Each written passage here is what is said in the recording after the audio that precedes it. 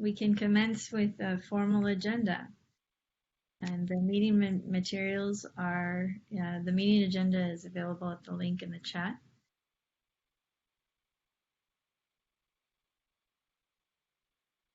And the first item is introductions.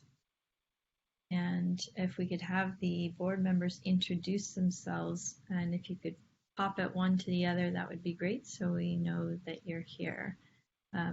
Board Member Ochoa, would you like to begin?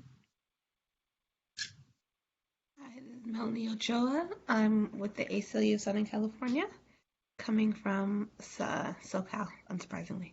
And I'll pop it to Lily.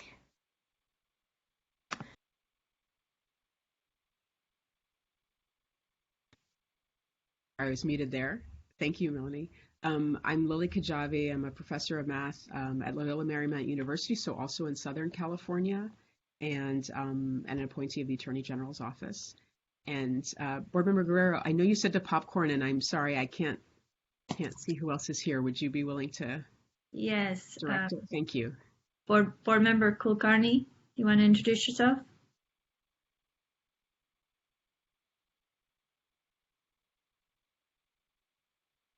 I know you're not, you are coming from a procedure, actually, maybe you're not able to do that. And so we welcome you being here. Manju Kulkarni, thank you. And I'm Andrea Guerrero, and I'm at Alliance San Diego. I'm an appointee of Senate President Pro Tem Tony Atkins, and it's a pleasure to have you all here today. Today is the first meeting of the Policy Subcommittee of the year, and it's an opportunity for us to take a look at where we've come from and set a course for where we're headed. Before we get into all of that, we will take a look at the meeting minutes from our November 9th, 2021 meeting, and I will invite a motion to approve those minutes when board members are ready.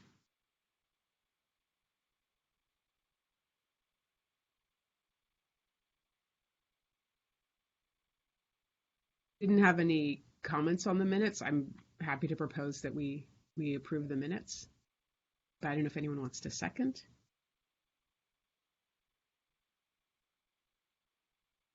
Do we have a second on the minutes? I'll happily second. Are there any, is there any discussion on those minutes? Okay, well then let's go ahead and vote on the motion to approve the minutes. Board Member Ochoa?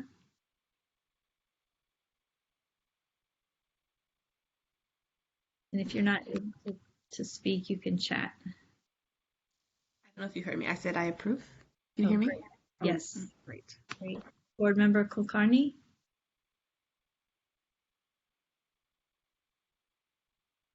Are you able to chat your approval of the minutes? Or speak it?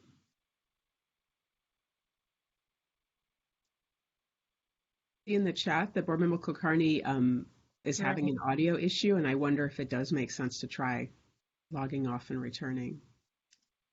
Unless someone from DOJ has another suggestion of something to toggle or try. I'm going to attempt to unmute and mute, and then, but if that does not work,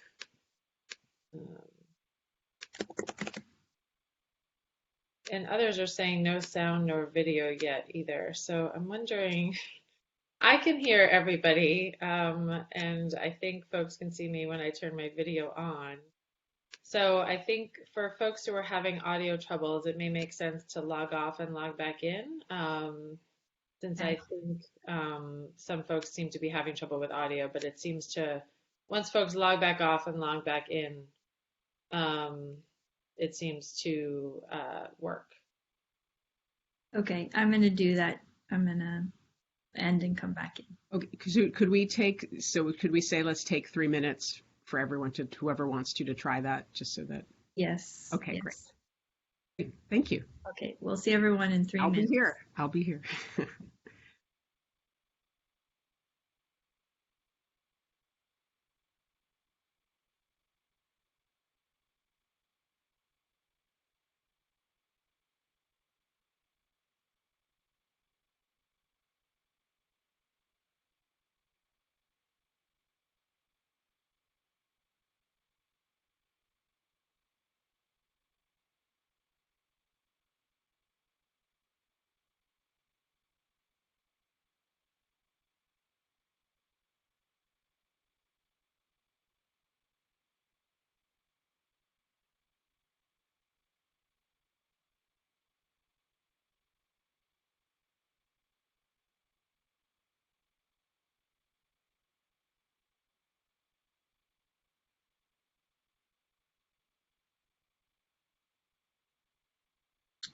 All right, I've come back in. I'm not sure if I'm visible or audible.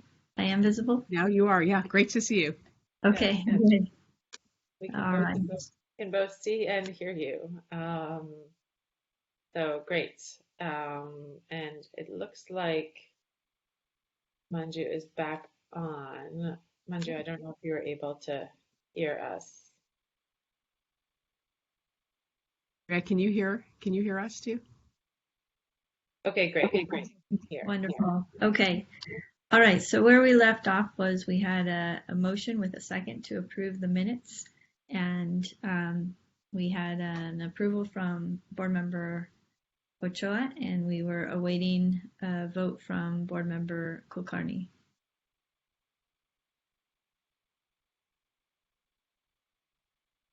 You would like to let us know whether you approve the minutes? Yes. Yay. Okay, great.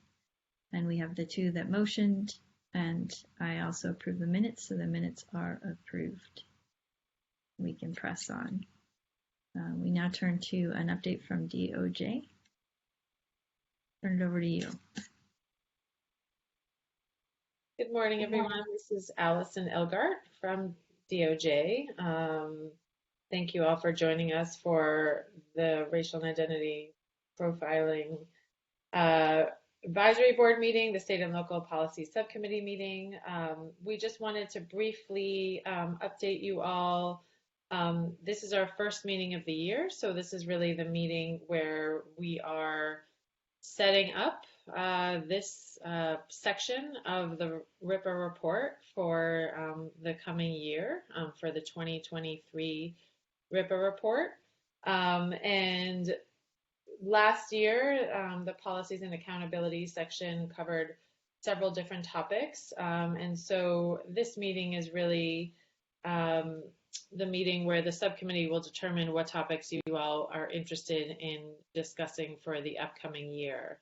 And so just as a reminder, this subcommittee looked at the bias-free policing policies and did a review of the bias-free policing policies for the Wave 1 and 2 agencies, and looked at Wave 3 agencies, discussed accountability in various forms, and looked at some oversight, civilian oversight, community participation and oversight, and advice for law enforcement agencies. The subcommittee also looked at sort of a cross section between policies and stop data, looking at issues of transgender disparities, disability justice, and consent and supervision searches and pretext stops. So the subcommittee covered a great deal last year, and we are interested in hearing from all of you about what the subcommittee is interested in discussing this next year. I will add that we would like to focus, and perhaps, one consideration is that with, Wave 3 and then Wave 4 agencies starting to collect data, doing the same policy review of the agencies, is no longer, as we discussed last year, would be, we don't think, would be a massive undertaking, would probably, have some effect on what else the subcommittee is able to discuss. And so we're interested in hearing from all of you about how you'd like to focus the work of the subcommittee. And, this is something that the subcommittee will then bring to the full board at the March 30th board meeting for discussion. So that's the main update from us for now, and we're interested in hearing where you all would like to go with this. Great, Allison. Thanks so much. We did cover a lot of ground, and as I reflect back on how far the RIPA board has come, this is now our 7th year in existence, and we have done a lot so far. We worked on regs to implement the RIPA legislation. We got the data collection system underway. We worked out some kinks. We brought law enforcement agencies on in multiple waves. We now have all of the law enforcement agencies in the state of California collecting data, and we have been reporting on that data every year.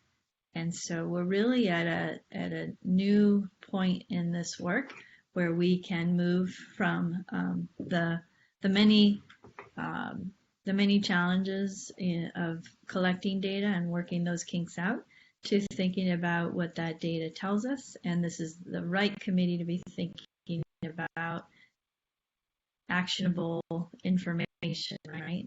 What is action we taking that we're getting, and what are the analyses that need to be done in order to get there. And that's of course where the DOJ staff is able to help us, as well as members of the public who are themselves informing the way we understand the data that's being collected.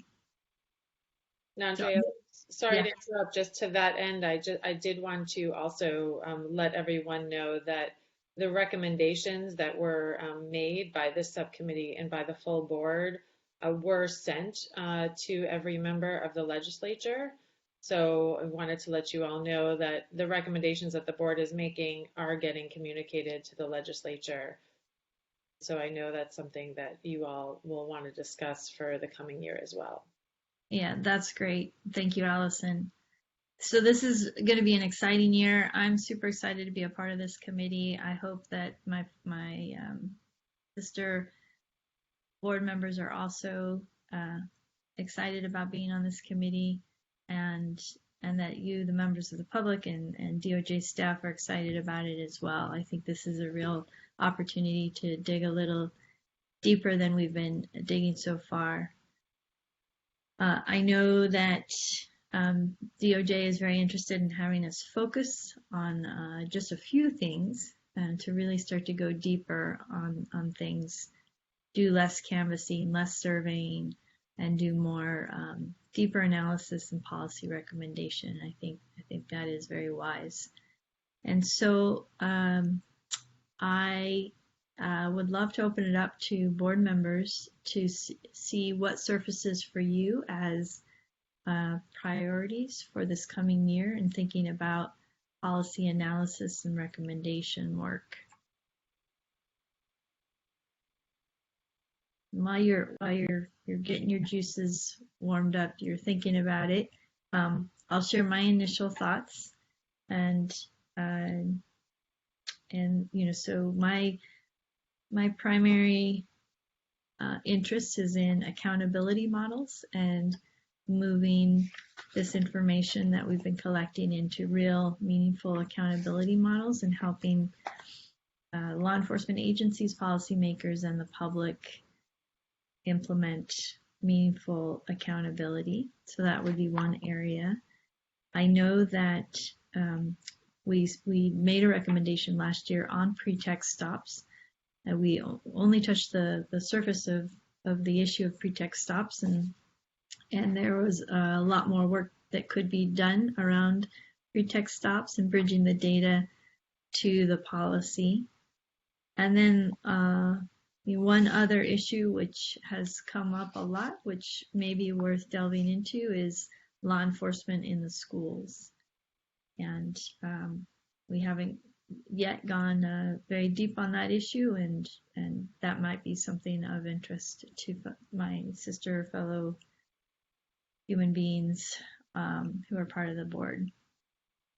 I welcome any reflections on those thoughts, or if you have additional thoughts on what could be priorities for this coming year.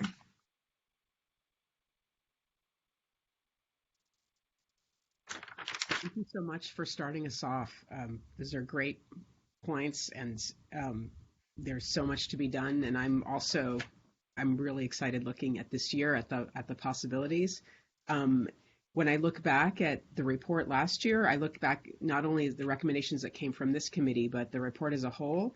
Board member Guerrero put it so well. I heard the words actionable information, that we're ready to take action, and so we could spend some of this time looking at particular strands or emphases for the year. But actually, I wondered if first we could get a better sense, maybe from DOJ, about how things are communicated out in a way that creates action. That is, I was so pleased to hear that the recommendations have been sent to the legislature. I think that's critical, but I don't have as good a sense of what that could mean, what next steps could be, and in particular, can the work of this subcommittee and of the board as a whole better support that? What could we be working on in addition to, maybe there are areas of focus we might lay out now to choose to focus on for the year, but really, what are the next steps that could translate into action? Allison, I saw that you unmuted your video, so yeah, great. I'd love to hear your thoughts. Thank you. Yeah, so I that's a great question. Thank you, Board Member Kajabi. I think the what we did in communicating out to what DOJ created from the board was not only the report, but then we pulled out as a supplement the best practices and recommendations from the board, and that also got sent out to there's basically an outreach list of folks who have expressed interest in the work of the board, and so the executive summary and the list of best practices and recommendations from the board did get sent out both to the outreach list, to community members and others who have signed up for that or gotten added to it, and to every member of the legislature. So I think for all of you, in terms of focusing the work, I do think having a goal for the subcommittee of ending up with actionable items that are direct recommendations is always helpful in terms of directing the work of the board and having it, be actionable. So we also, just so you all know, also sent all the recommendations of the board to post that were relevant to post as well. And then the hope with everything also getting posted on the RIPA board website is that community members and advocates and law enforcement agencies are also looking at these. So the action items, shall we say, or the recommendations that were direct recommendations from the board actually got divided up by the section of the report into these best practices and recommendations. And so some were directed at law enforcement agencies, some were directed at municipalities, some were directed at community members and advocates, and then some to post and some to the legislature. So they were divided up in that way. And so I think from our perspective, if the board wants to continue in that vein, ending the year in the report with explicit recommendations from the board, is helpful in terms of being able to try to direct them to who they're directed to, and thinking about what topics you all wish to cover in the report. And so they do, and it is our hope too that for both the board members and anyone from the public who is listening will also direct these recommendations to their own communities, and so then they become more widespread. And so that's, I think, from our perspective, being able to make explicit recommendations in the report that can then get sent to the proper the appropriate audience is really a good goal for the subcommittee and the full board to have for the year and looking ahead. And also, as Chair Guerrero said before, thinking about really, a deeper dive into some of the topics. So we're perhaps covering more depth rather than breadth, will allow the board to, if you all wish, to have any experts come speak to the subcommittee about various topics, have the data that you all wish to, look at in examining the various subjects. Obviously the data analysis, some of it is already mandated by the legislature. And so any additional needs for data analysis just need to be balanced amongst all of the needs. And so having, more focused areas where we can do deeper dives into some of the data could also be helpful.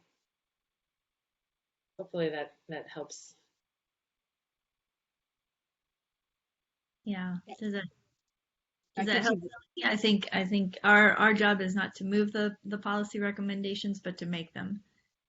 And so that's our charge, and we can go deeper than we have in years past now that we have a full array of data. With that in mind, Lily, did you have some recommendations or some priorities that rose to the top for you? well, it's true that given the analysis that was done last year, and I know we've already made some recommendations now, but I think they're so critical. I'd hate to see them then kind of languish or just be lingering. And just a couple of those examples include search practices and the use of consent, for example, as a basis for search. We had very concrete data, we had very concrete policy recommendations, and I know those are communicated out, but I suspect there's going to be more work to be done on that front. And then also mental health challenges and in the way that law enforcement is involved when perhaps other resources, there'd be other ways for communities to support community members. And so that's also something where we have data, we have some recommendations, and so now here that's being communicated out. But I think those rise, in my mind, to two areas of great importance, and also areas where we're seeing more awareness in communities in general and interest in change and movement. Yeah, that's great. Thank you for sharing those. And we may have made a first recommendation on a particular topic, but we could go deeper. So I think all of those things are fair game and important priorities. And I don't know if other board members would like to weigh in either by voice or chat. Hi, go ahead. So I want to endorse the first suggestion that you made on the really closing the loop on the pretext stops. I think we should be able to get to final recommendations on that in this report. I also definitely endorse doing a focus on schools, particularly because some of the findings regarding the youth treatment in last year's report that was underscored was very troubling, and that they were subject to a lot more invasive treatment for seemingly no reason.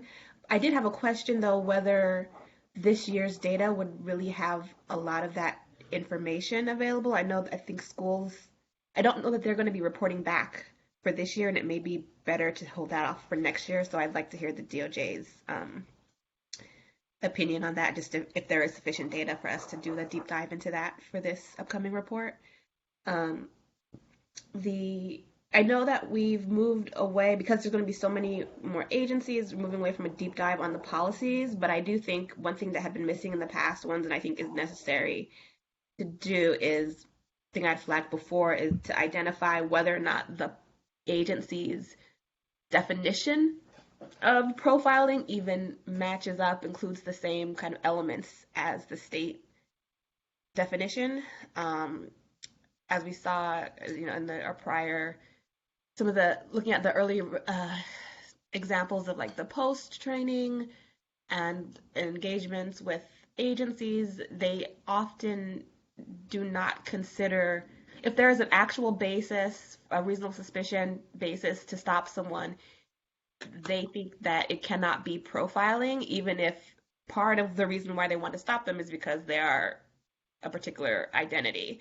And that is not what the law says. And I think it's crucial for them to know whether or not they're actually recognizing that and operating to teach their employees that, whether or not they're disciplining with that in mind. So the question of how many of these complaints are sustained hinges on what the policy is that's being alleged to be violated. So I think we need to at least include that. And I think going back to the past agencies, I think just the question of, does this agency's definition of profiling include all of the elements identified under state law, is necessary.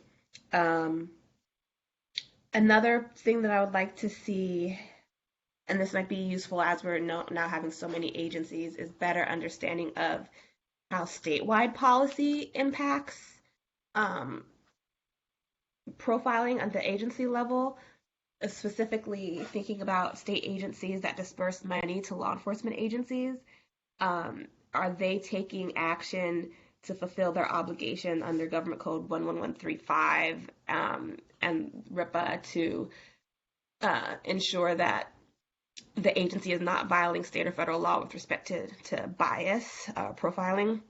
And there's RIPA data that could be used to answer that question now for many agencies if they aren't taking other steps. So I think determining, at least even doing this, identifying what some of those agencies are and what their procedures are or have been, to ensure that they're not funding discriminatory actions is useful. And I think in terms of kind of what would the next step be after that, I think that lays a good foundation for potentially recommending change at the state agency level.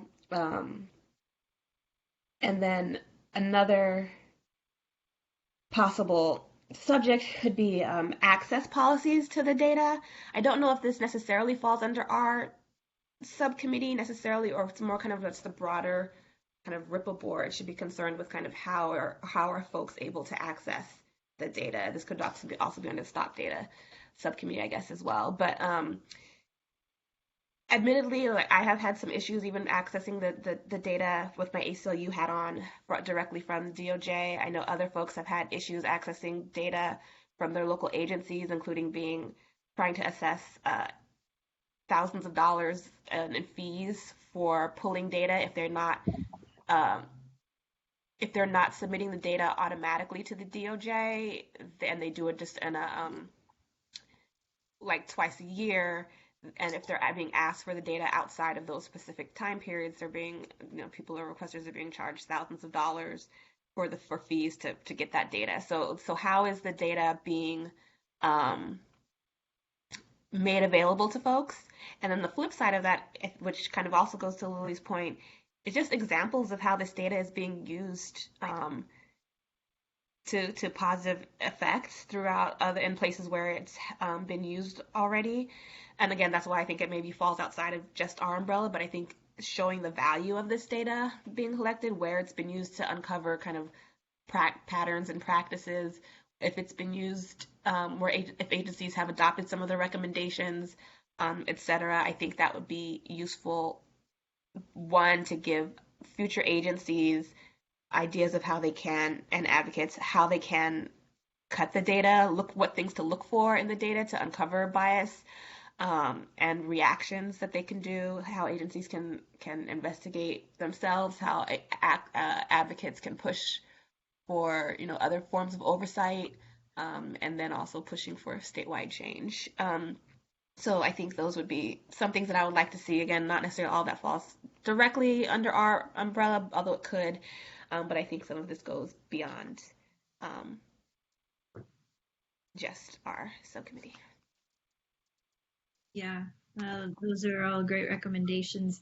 There were two questions in there that I think would be great to hear from DOJ. The first was on law enforcement in schools. Will we have enough data to address those issues in that arena?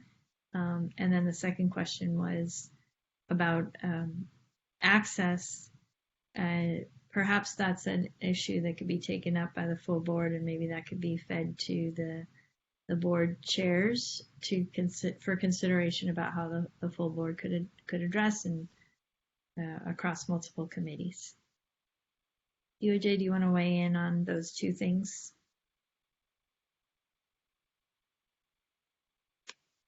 Kevin, do you want to? Oh, there's Kevin. Okay, thanks, Kevin. Then I'm happy to weigh in as well. Yeah, hi everyone.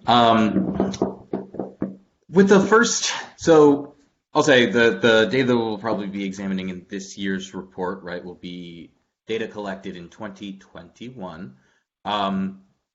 All law enforcement agencies that are required to collect are now collecting as of January 1, 2022. is the requirement there. In 2021, we did not have all agencies across the state. We were still in wave 3 during 2021. And so, and I may request a bit of input here from the business team with specifics. However, there were 58 agencies, I believe is the number, that collected data in 2021. So those are waves 1 through 3 agencies. A lot of the agencies that are like school, police agencies, school district, police agencies, etc., tend to have lower numbers of officers, and which wave they will fall into is dependent upon how many peace officers that they employ that work in a non-custodial setting. And so I imagine that a lot of the agencies that are primarily serving schools as their primary duty are going to be collecting starting 2022, and we won't have that data for inclusion in the analyses that we do in this year's report. I know that there was at least a school agency, Los Angeles Schools Police Department, that was collecting in 2021. Although business team maybe they're more keyed into, because they're working with agencies to get them to submit the data prior to the data submission deadline, and so they're more keyed into specifically which agencies are coming on and will be submitting prior to April 1st of this year for their 2021 data. I don't know if we've got any additional school agencies that are coming on for 2021, but generally speaking, outside of just the number of agencies that's primary duties are to kind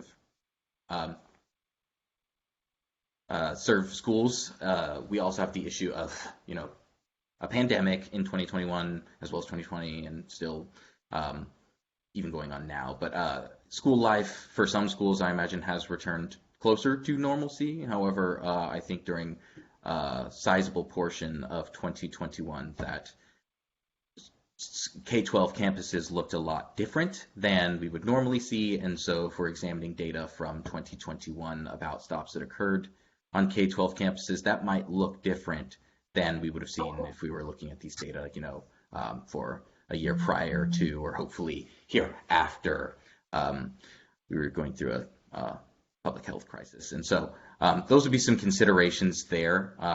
We will have some data collected from K-12 campuses, stops of students, and some data from agencies that primarily serve at schools. However, it will be kind of different for 2021, and we'll have less than we would have if we were collecting or looking at data collected by all agencies, because that will bring the rest of the school PDs on, etc. So those are some considerations there. We'll have some data. It may not be super representative of what normal looks like, and it may not be representative of stops across the entire state. So those are some considerations there. I don't know if anyone else from DLJ has anything to add there. Sure. This is Allison. I can just add, if this is a topic the board is interested in, we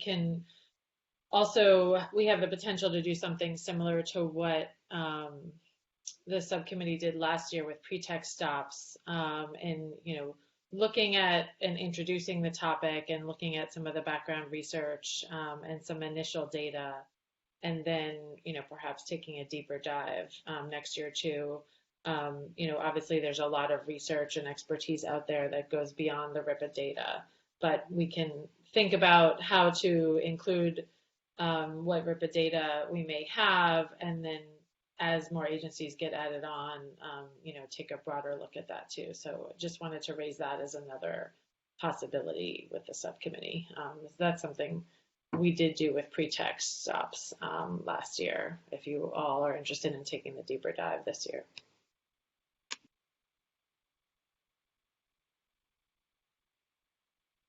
Not sure if this makes sense, or if this kind of, one, addresses Andrea's interest, and two, takes into account the issues that Kevin rightly noted in terms of the COVID impacts of being able to do this. But would it make sense to do, that we have like a larger set of agencies, a deeper dive on youth rather than necessarily focus on schools per se in this round?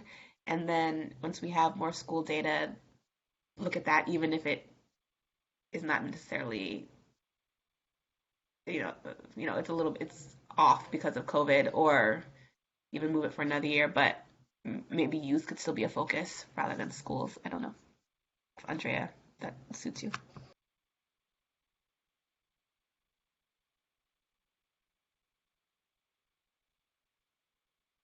Andrea, you're on mute.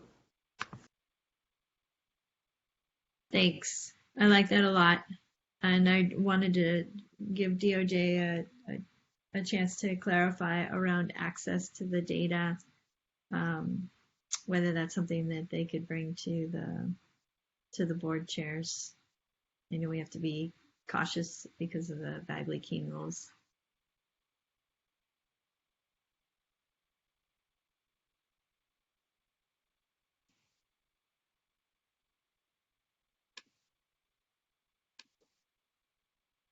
So I think the data access issues are certainly something that the full board can discuss. Some of that, I think in terms of data access, there are some ideas about that in the proposals for the regulations that are now, the public comment period has ended for the proposed regulations, and so there are some, that's going through the administrative process of, figuring out some of the data issues. I think not everyone who is involved in this issue from DOJ is on this call right now, and I have been peripherally involved, but not not directly involved in all of the data questions that are being worked out. And so I think it would be something that depending on the question that we could potentially I think is being worked out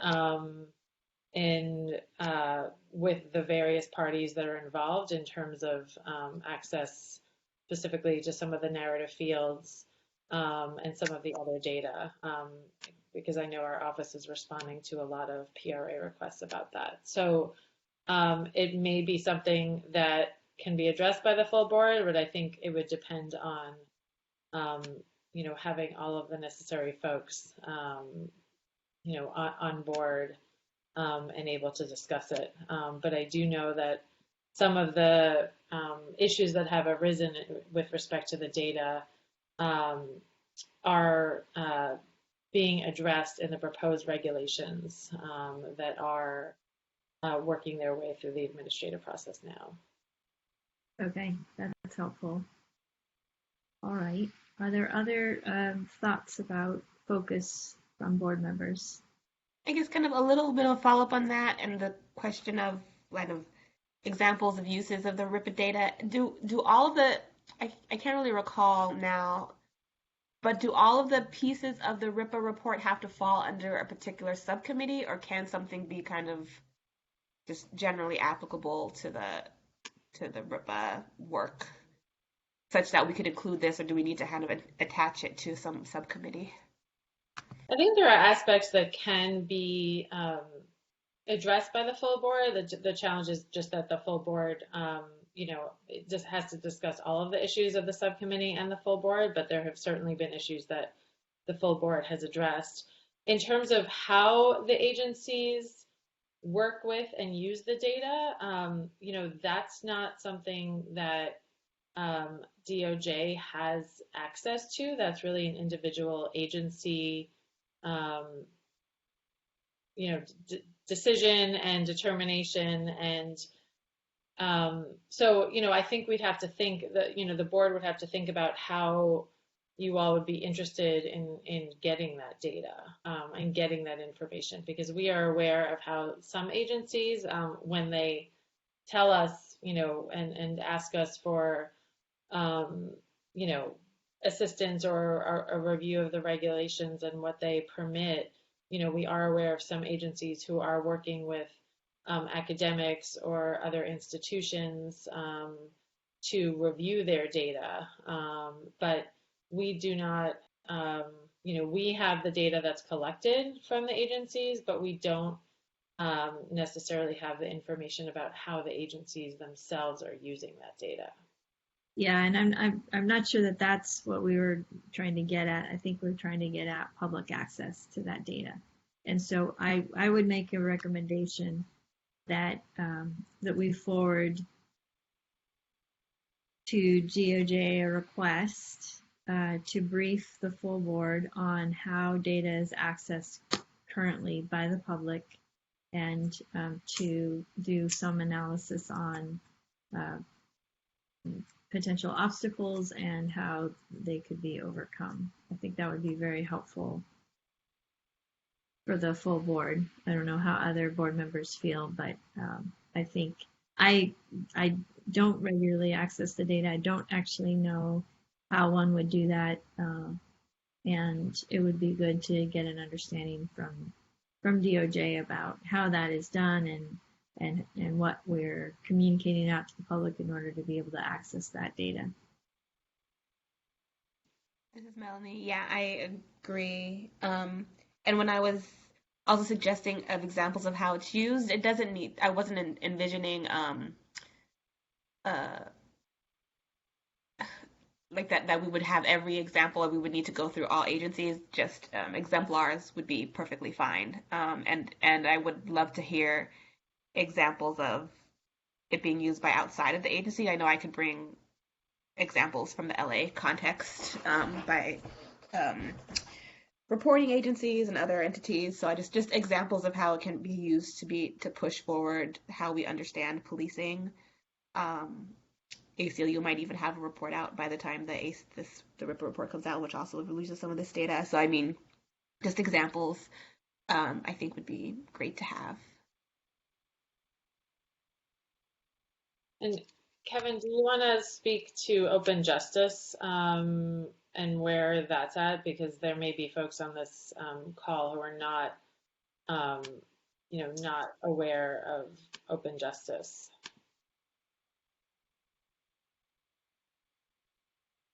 Yeah. Sorry, I was putting my notes down. Yes, so the department maintains a web portal. I'm pulling it up right now, which is why I'm looking at something on my screen. Maintains a web portal called openjustice.doj.ca.gov. If you just Google Open Justice, it's probably the first result that you'll get. On that web portal, there are various tabs where you can either find data to download, just generally speaking in like a CSV data format for the most part, most data sets that are available on there in the data portal. So RIPA data is one of those data sets. So the majority of information collected under RIPA and submitted to the department by agencies is posted on Open Justice under the data portal.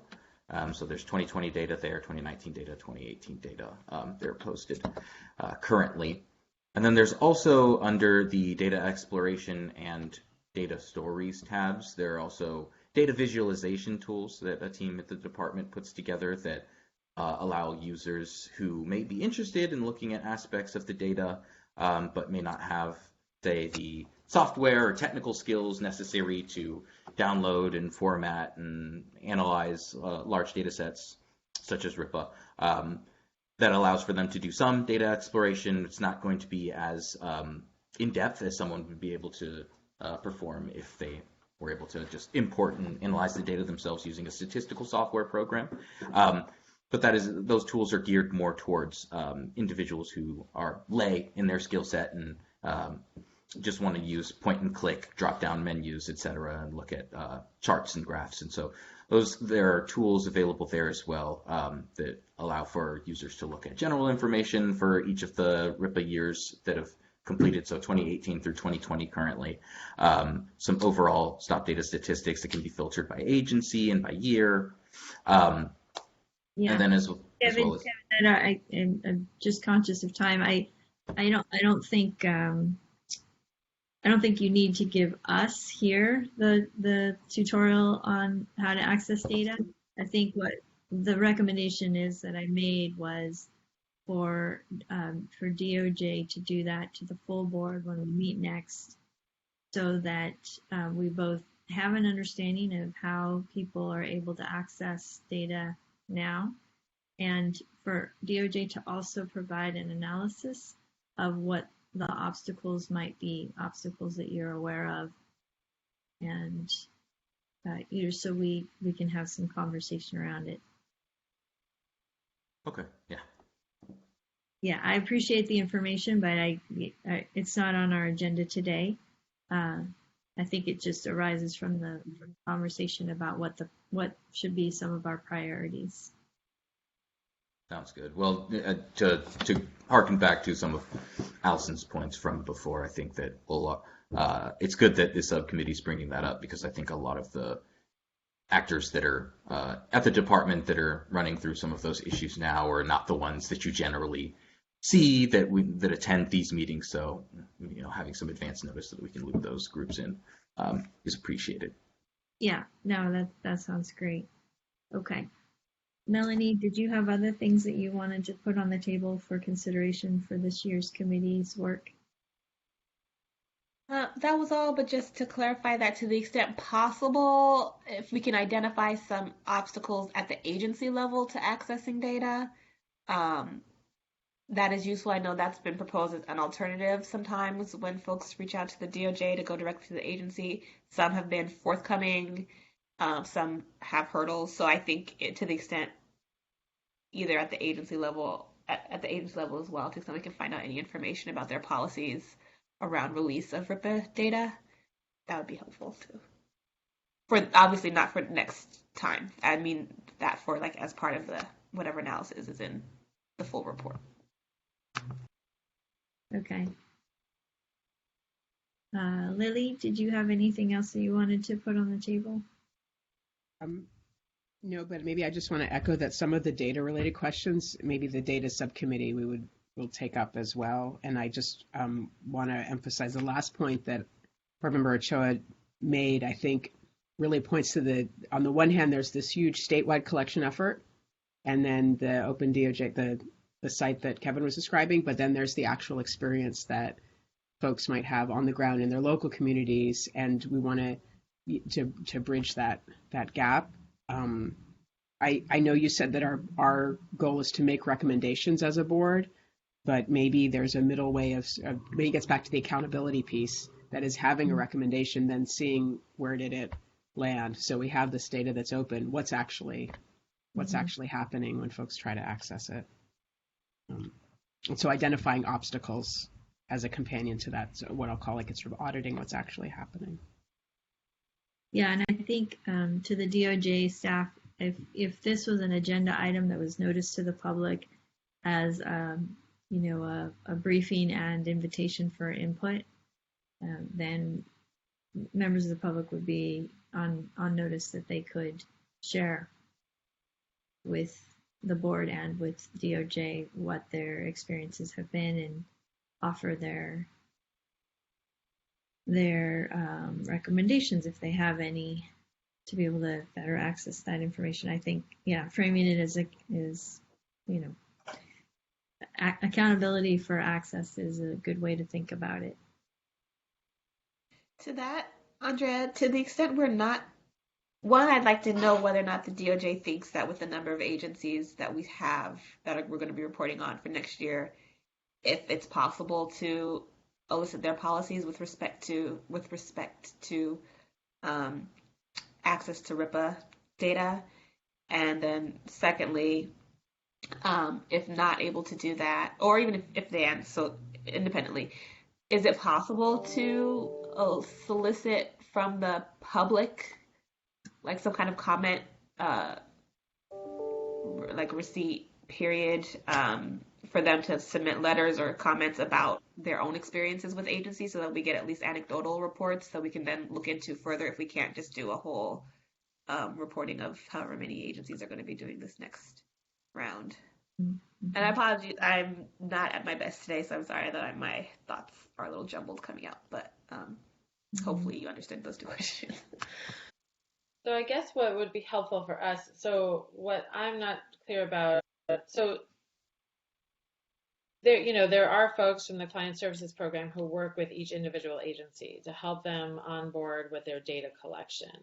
But they're short of a survey of agencies, which is a big undertaking that would, and again, we just have to balance the work that we're all doing on this and the other work that you're all interested in. Short of a survey, I'm not sure, other than inviting people, to attend the meeting and make public comment, I'm not sure how we would solicit that information.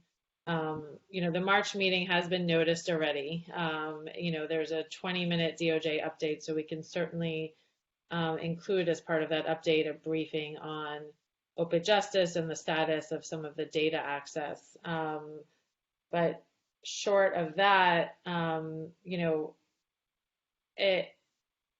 just curious to hear from all of you how you would propose getting this information, because that's, I think, where some of the challenge comes in. And we'd certainly welcome agencies and community members to discuss it during the public comment periods.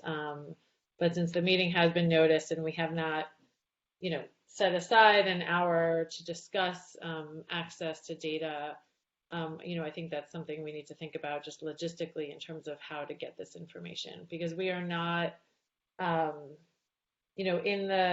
when we did a review, for example, of all of the agency policies, it basically involves a staff member calling and emailing each agency and following up with them multiple times to get the information. And so it's, if we did have someone doing that, that would be, a topic that could be a full topic if that's what you all wish, but that would be something that would then, we have to balance in terms of all of the topics that you're all interested in covering, and being able to have bandwidth to do all of that. So we don't have a direct way other than having someone focus on this to say, here are the, what data issues are you having or how are you using the data? So, that's something that, when we did the survey of the agencies that the board was interested in 2 years ago, and that became part of the report that year. Every time you do a survey, there has to be someone dedicated to it, basically. And so that's what we'd love to hear more clarification from you all about is, thinking about how to do this type of information collecting other than at some of these public meetings. Yeah, so I think we've talked about a couple of different things and they're being conflated, so I want to parse them out. So one is that members of the public have challenges in accessing the data, and it would be helpful to get an understanding of what those challenges are to be able to fulfill our commitment in making this data accessible. So that's one issue. And if we can't notice something on the meeting agenda that's already gone out, can DOJ send a communication out through its listserv inviting people, at any time to share with them if they're having challenges? That could then inform the DOJ briefing to the board. So that's one issue. The other issue that I heard is that related to that is that people may be able to access the California DOJ data through Open Justice, but are having difficulty accessing the data at the local level from the local agencies. And whether that needs to be addressed by us or not. And then the other thing that I heard was that it would be helpful to understand how the agencies themselves are using the data to be able to understand how it's used, what the value of the data has been, and perhaps how to use It sounds like DOJ has staff dedicated to working with law enforcement agencies to provide technical assistance. So those are separate issues, and then we've got this issue around policies, which is really our charge in thinking about like what are the policies for that local agencies have to create the access to data. And to the other board members, are those the issues that are on the table? Are there others? Did I misstate anything here? I thought that captured the strands so well, and I just want to point out that for some of them, it's not necessarily a survey of every agency. Of course, we want to know what's happening across the state, but maybe the first step is what Board Member Ochoa proposed, that we hear about some exemplars. Maybe there are agencies that are handling requests well, or we hear about agencies where there, for whatever reason, there are roadblocks to accessing the RIPA data. And so, in other words, instead of some comprehensive statewide picture, we want to know about what is working, if anything is, and in particular, what's not working. And then if the next step ultimately is some kind of more comprehensive survey, we'll know what that should look like based on the examples. And this is Melanie. I just wanted to clarify a little bit. I wasn't asking for necessarily a briefing at the next meeting on the issues that the public is facing, although obviously, just as in the course of all of our discussions, we end up reporting back to the board on these things. But I wanted to make sure that that was included for the year's report. So depending on how long it might take to collect that information, that's relevant. I just wanted to flag that there's both access issues at the DOJ level and the for data that exceeds what's available in Open Justice, and then potentially at the agency level, while there's also good access issues with both as well. And yeah, so I was flagging, Andrea though was accurately reflected that perhaps we could put out some call the same way we do for public comment when doing the regulations for, to solicit public comment on issues with the data access at any level, so that we could then follow up with specific agencies or examples that are raised through that process without having to do a comprehensive review of the policies at all agencies. Also because the policies don't necessarily reflect what's actually going on at the agencies, so I think it's more useful to have an understanding of what requesters are facing than necessarily just getting the policy, which is probably going to be the same on paper as for almost all PRA requests, the local agency level. And so just in response to some of that that you are all saying, so we can, at the next, at a subcommittee meeting or at a board meeting that has not been noticed, ask for public comment on various issues. If you all, there are state boards and agencies that take testimony. We have discussed getting testimony on, not specifically data access, but the board has talked talked substantially about how the data affects people in real life, and putting a human face to the data, and having an understanding of how individuals are affected by the actions of law enforcement and how communities are affected. So if the board wishes, the board can also think about, or the subcommittee can think about public testimony, or for things in terms of what's available from the, in the public realm. So for example, there were some quotes and other information included in last year's report, again, in this attempt, as the board has requested, to, put a human face on some of the data. And so many of the quotes and other interviews from last year's report were taken from agencies and organizations and advocates who have done those surveys and have done those individual interviews, because the DOJ does not have the capacity to do that.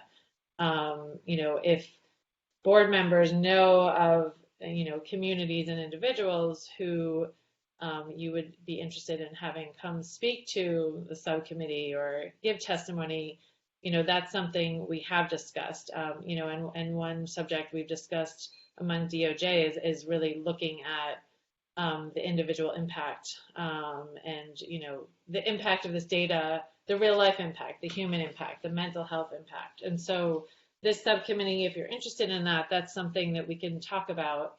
DOJ does not have the staff to do that, but if it happens in a public meeting, and you all wish to take testimony, we can work with the board on finding the folks to do that, but we do not have the capacity to, go out and do the interviews ourselves.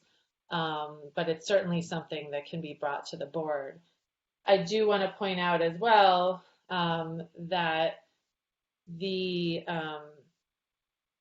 in terms of exemplars of agencies, I know of one offhand who was using the data. I don't know of others, because again, our sort of data, we have 3 different departments within DOJ that are working on RIPA, and they all, one deals with getting the data collection set up, one deals with the analysis, and then one research, and the various topics that the subcommittee wishes to address, and working with experts and, looking at background research on all of that. And so if the subcommittee members or board members know of agencies and how they are using this data, we would be happy to hear about them from all of you. But offhand, other than the one that I know about just because they've asked us questions about it and we worked with them on it, without doing a survey, unless the subcommittee and the board members have ideas of who you all would like to hear from on this, that's something that we'd have to look into and develop. And so, that again is something that if you're all interested in, we can work with you all, but we'd love to hear from all of you about examples that of how agencies are doing this. And then we can come, just as an example, with the Calls for Service Subcommittee, they were very interested in hearing about response to crisis interventions and mental health emergency crisis responses. And so we were able to do some research and find a few agencies, including SFPD, that gave a presentation at one of the subcommittee meetings about their pilot programs and what they're doing. So if you all, but those pilot programs were something that they were doing publicly. So if an agency is using the RIPA data, unless they have public reports on it, we may not be, as aware of it. So we would definitely welcome input from all of you on who you might be interested in hearing from at a subcommittee meeting, and we can notice it and put together a panel accordingly. Yeah. So Allison, I think what I was hearing was something different other than the hearing from the agencies. We do want to hear from the agencies, but what I was hearing was an interest in creating a public invitation to provide public testimonials, either written or spoken, at a meeting about these issues, right? To quote, put a human face on the data, which I think is not excluding law enforcement, but not the first thing that came to my mind when we thought about putting a human face on the data. So it's good to know that that's a tool that we have, right? Is that we can, as a subcommittee, we ourselves can take public testimonials. We can identify specific people to provide testimonials, or we can notice it with enough time to give members of the public an opportunity to come forward on their own, and that those testimonials could then potentially be used for the report, which everyone loved those testimonials, right? Yes, and we can continue, and I think that's right. And when I was talking about the agencies, that that was the separate issue of the exemplar agencies and how they're using the data. But in terms of the public testimonials about accessing the data, both from agencies and from DOJ, and how the public is accessing and using the data, then yes, you can all certainly take. I'd have to look into, and we can work with the co-chairs on this, the issue of taking written testimony and how we could do that, but we can certainly take oral testimony at the meetings if you all notice it, or you have folks that you want to bring to the meetings to discuss these issues. So I do think it's the two separate topics, but I just wanted to point out with the exemplar agencies that is also something that we would need input from the board or the subcommittee on. Yeah.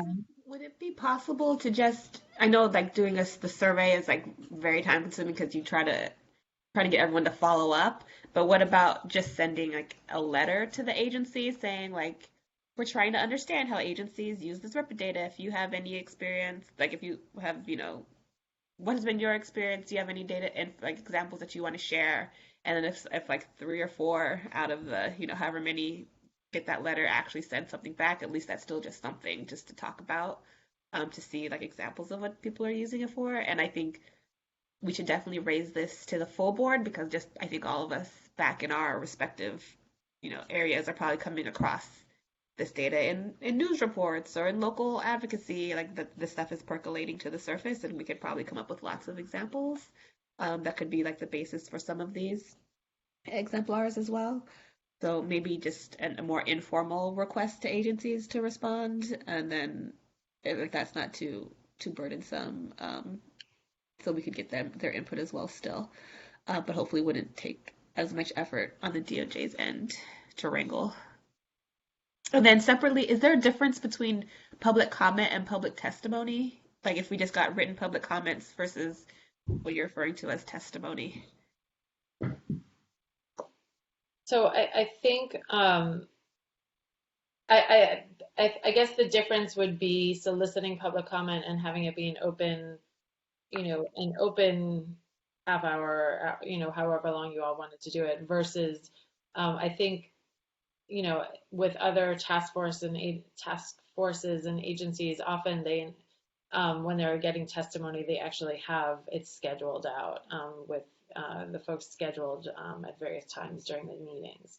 And so, because the board has not done that before, we just have to look into the best way to do it. And I'd have to talk to some of the folks here about that. But I do know, for example, the Reparations Task Force does take testimony, but they schedule the testimonials ahead of time with individuals who are identified ahead of time.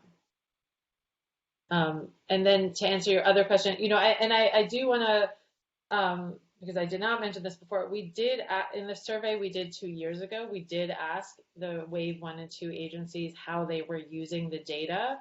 And we did not get very specific responses. So we can go back and look at those, but because we reviewed those surveys to include in the report, we did not get specific details from many agencies at all about how they were using the data, other than, we use the data to look at our policies and to train. So we can go back and look at those responses, and I can talk to the folks here about even just doing a simple survey, like you said, 1 to 2 questions, and see what type of responses we get. So I can talk to the folks here, and we can work with the co-chairs on that. We did ask that question because the subcommittee and the board expressed interest in that the last time we did a survey, and most of the responses we got were very brief, without a lot of explanation. But we can go back and look at those and see if there are any agencies to follow up on, and we can talk internally about the possibility of doing like a 1 to 2 question, sort of revised survey out to the agencies. Yeah, okay, so I'm looking at time and I'm just making sure that we're moving forward. We've had a lot of great discussion about ideas and of things that we could focus on. And if it's okay with you, other board members, Lily and Manju and Melanie, perhaps myself and the other co-chair Amar could confer with the Department of Justice staff to see, what they could do to support these topics on their end through analysis, and that might narrow the list a bit, and we could come back with a better understanding of what we and the DOJ staff can work on together that would deepen the story. So, for example, law enforcement in schools, I had brought it up, but as has been spelled out in this meeting, we won't have all the data, so maybe it would be better to pivot to something like youth, right? So that's a good example of just getting a better sense of what is viable for this coming year. Would that be okay with you all?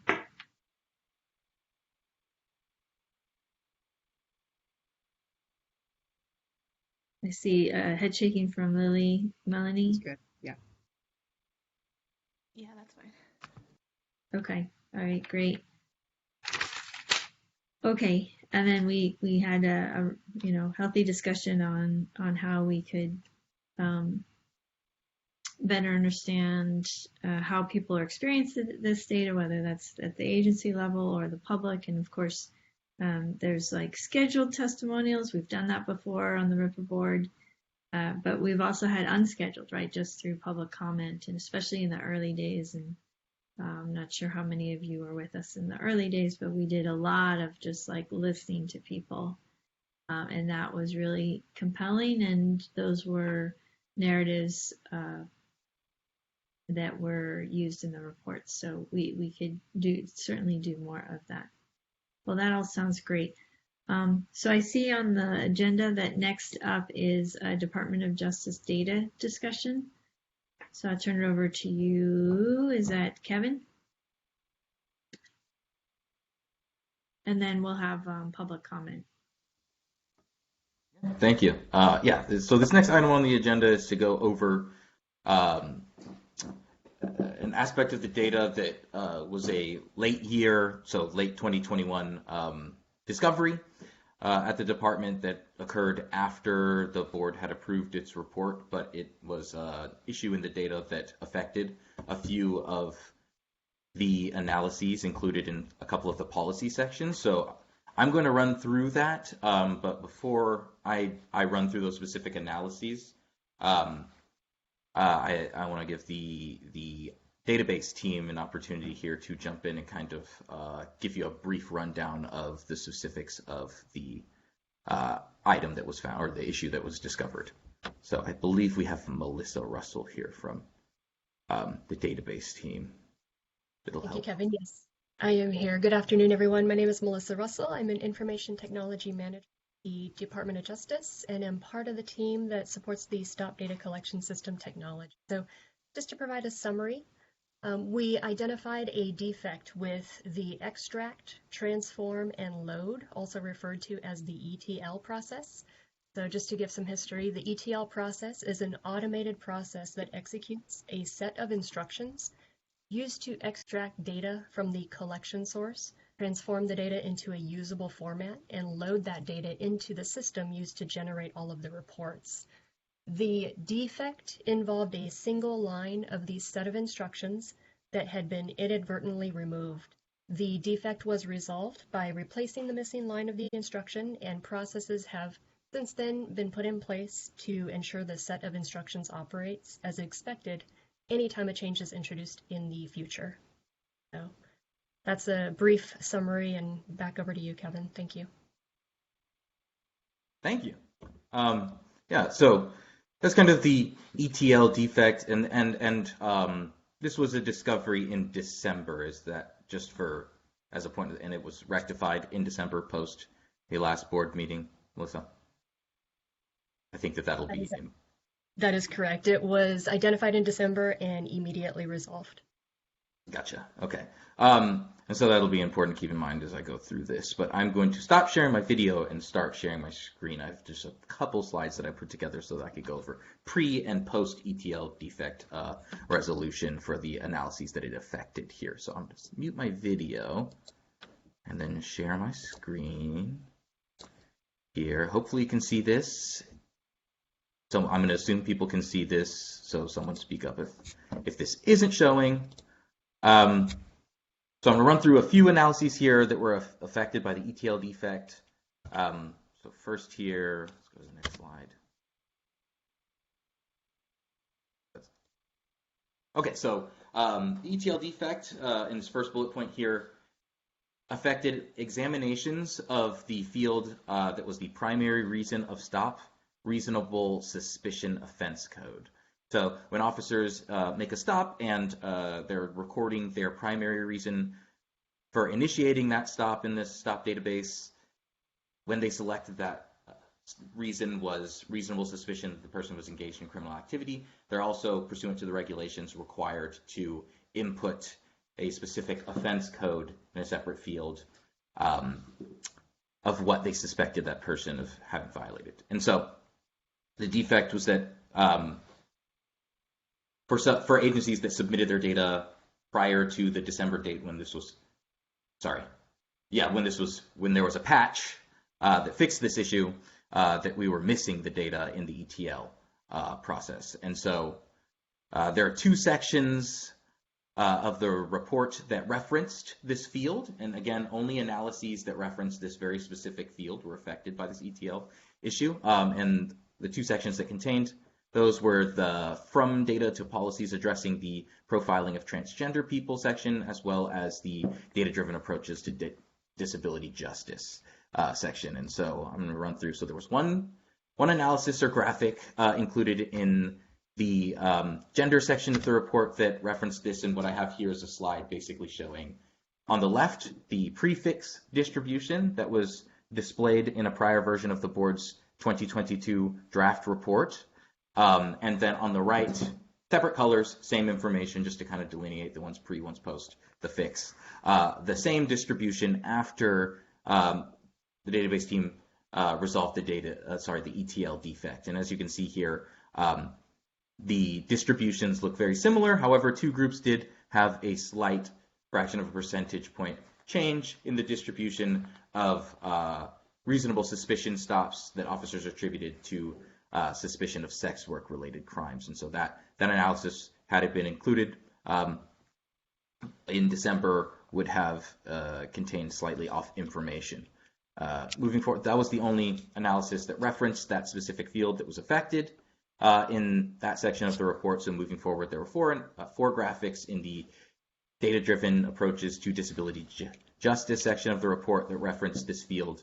The first of those being the graphic here in the section that was talking about the proportion of all stops that officers initiated occurred during community caretaking interactions broken down by disability. So on the left here again, we see what that original distribution looked like.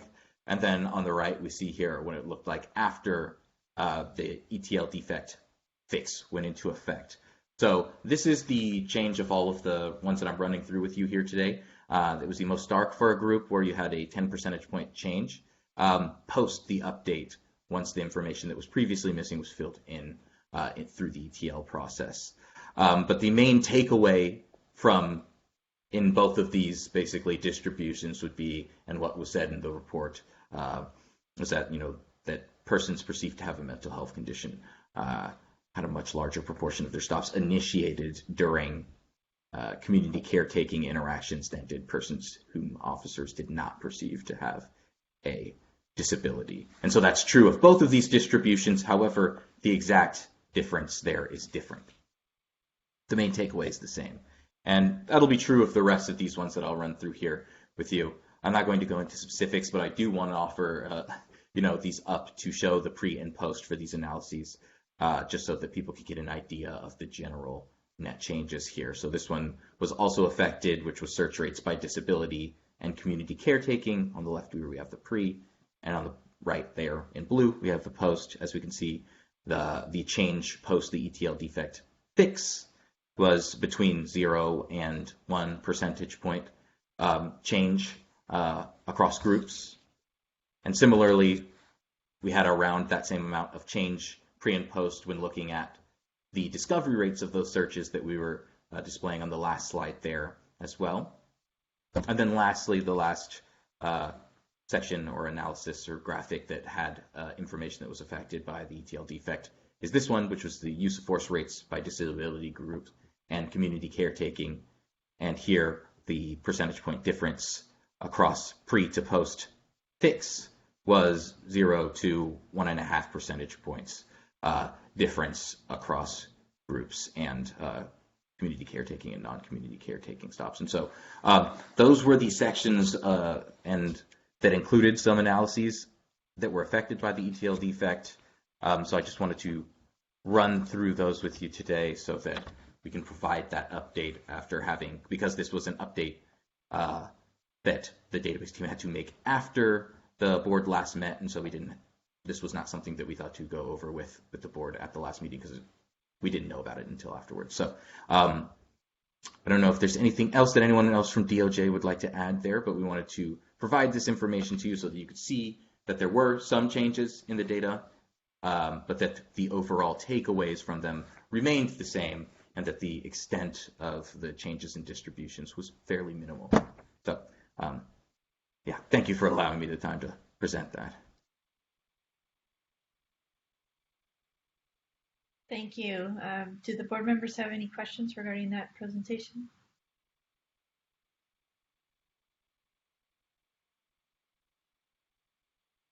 The questions, it seems clear that it doesn't change the impact of recommendations and so on. So I appreciate the corrections. Thank you for the update.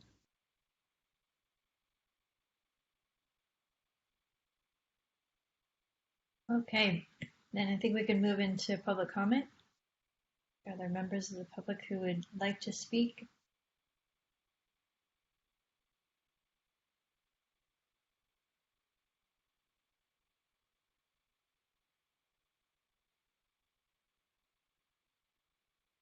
Feel free to put a comment in the chat or to simply start speaking.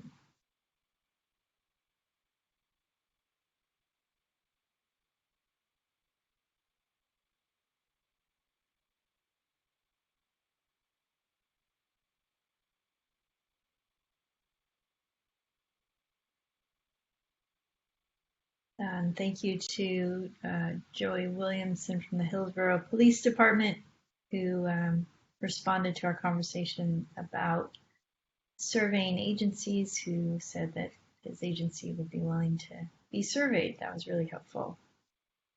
Thank you to Karen Glover, who's been providing some insight as well throughout. Is there anything more that either of you would like to say on our conversation? We appreciate the chatting, the real-time chatting.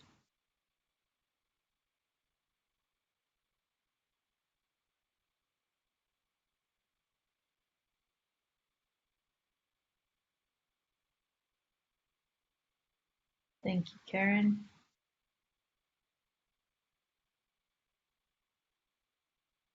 All right, going once. Going twice. Looks like we don't have any further public comment other than what's been shared in the chat.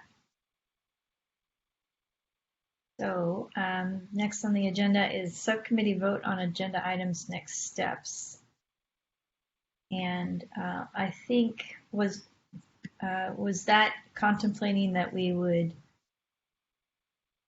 have a clearer idea of what we were going to be working on, because we did say a little bit earlier that it might be wise for the co-chairs to confer with DOJ staff to assess the viability or the value of working on these different topics in order to leverage the capacity and the capacity of DOJ staff and the data availability.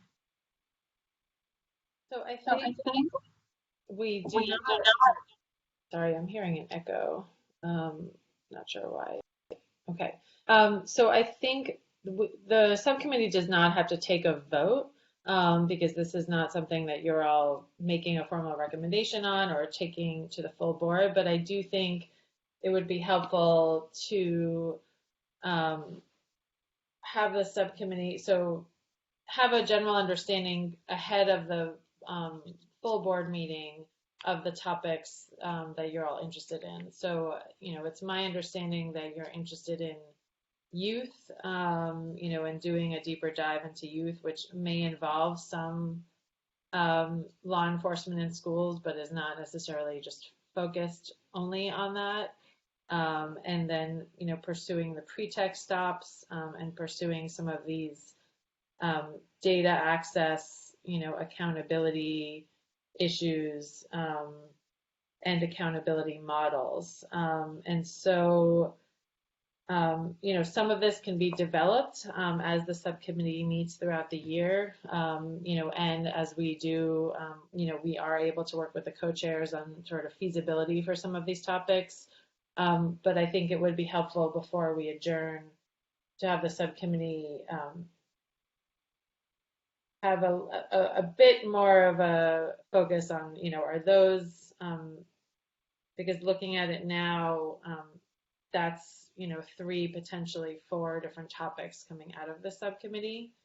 And so, we can certainly talk with the co-chairs about feasibility, but if you all have any further comments on that, we'd be happy to hear them now in terms of next steps. So it does not need to be a formal vote, but if there is a little bit, with the goal of having, a little bit more focused discussions, what the subcommittee of those topics, and obviously as the year develops, but before the next subcommittee meeting, since that may not be until this, early summer, if anyone has any more focused ideas on any of these.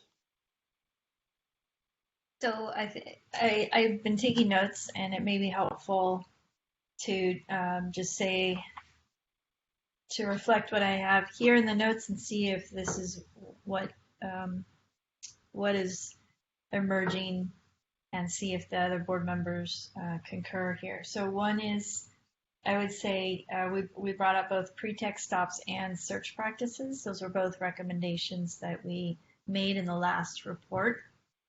And so I wonder if maybe there's just follow up on those recommendations to round them out, assess whether there's data analysis that could be done to shore up implementation of our recommendations. That would be one. 2 would be accountability models, and there are actually a few things that fell under accountability models, like some of the things that board member Ochoa brought up around, making sure that that policies align with state law, that the definition of profiling aligns, and then actually providing, models of accountability that are best practices, that include the disciplinary system. So that would be another bucket that I was hearing. Another bucket is a focus on youth, and then a fourth on, and I don't know if this is ours actually, but issues around data access. That might be a bigger bucket than our committee. So those were the themes that I was hearing. Andrea, I lost sound for a minute. Did you also mention the statewide agency policy on funding and how they're complying with GovCode? I did not. I I don't know as much about that. I didn't know if that was something that fell under accountability or if that's a separate issue and if that rises to a priority. I, I know we have to narrow some of these, so I can think about it, but I do want to flag the importance of it, I think, because to the extent this is enshrined in state law that agencies should not be engaging in this profiling and discriminatory conduct, and that's the state shall not fund those practices. And now that we have data that seems to directly track discriminatory practices or apparently discriminatory practices, it's important to know, I think, how state agencies are using that, if at all, to, conform with their obligations. Um, I don't know if state agencies are less likely to require as much follow-up to identify what their policies are for funding or ensuring that the grantees, recipients of their funding, are compliant. Um, but I think that is important because we're potentially funding discrimination if they're not taking that obligation seriously. And that's a place where advocates can use that information definitely to help push for change. Are you seeing that as an issue of making of ensuring that practice is aligning with law, or is that something deeper or different? I'm not sure I understand the question, Andrew. Can you say that again? What are you Yeah, asking? so I had mapped out like an accountability bucket that included, and this may be where my audio might have fallen out, but that included some of the issues that you had been raising around making sure that practices were aligning with state law, like definition of profiling, like the way disciplinary systems are working. And so my question is whether this is like those things. Yeah, I think that definitely could fit under the same bucket. Both things are there's existing state law defining discrimination and profiling. Are these entities actually adhering to that and taking steps to adhere to that? Okay, that's helpful. All right. So then we have a robust accountability bucket. We have a follow-up on our prior recommendations bucket around pretext and search. And we have a focus on youth. Member Kajabi, you had also raised mental health challenges. I don't know if you want to say more about whether you think that should be a focus this year. But those, or if there are other things that I've missed in our discussion.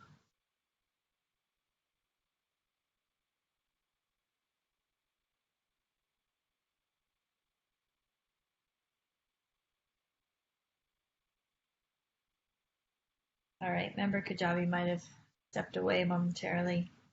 Yeah, and it looks like she was having trouble with sound, so I'm not sure if that's still the case. I do know that the calls for service subcommittee met last week, and that is an area that they will continue to focus on. So it may be an overlapping area of interest, but it may be something that perhaps will fit within the calls for service instead of something that they, were pursuing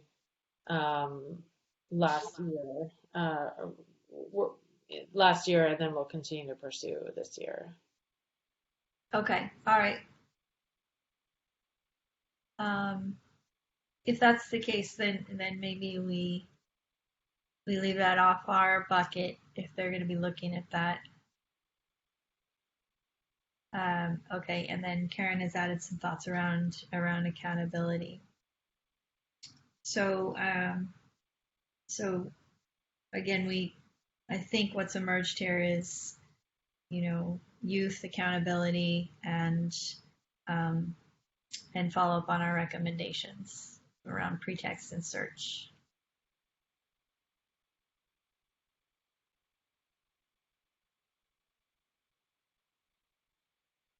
Does that seem like a fair and accurate reflection of our discussion and the priorities that have emerged? And DOJ staff, does that seem like a fair reflection?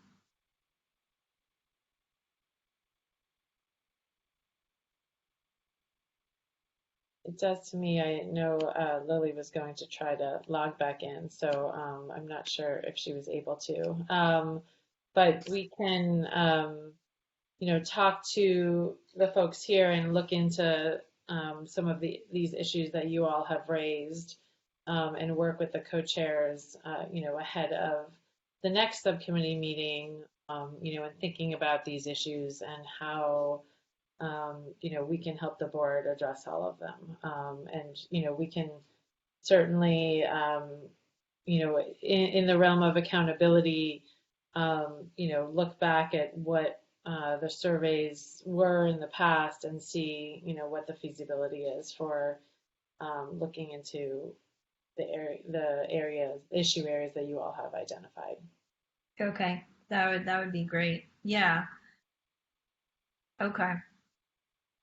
So so that's what we'll then discuss further in our future meetings, and we look forward to hearing from DOJ about how they can support policy analysis and recommendations around those three buckets. All right. I think we have come to the end of our agenda.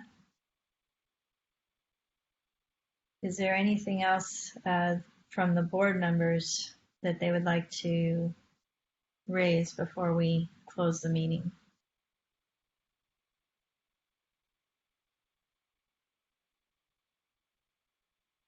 Anything else from DOJ staff? No, thank you. We look forward to working with all of you on the report this year. Great. Ditto, and thank you to the members of the public who participated. And we look forward to seeing you next time and at our full board meeting, which is coming up on the 23rd. Is that correct, Allison? The full board meeting is actually March 30th. But there is a civilian complaints meeting next Monday at 12, and then a post subcommittee meeting on Monday, March 7th, and the Stop Data subcommittee on Thursday, March 10th.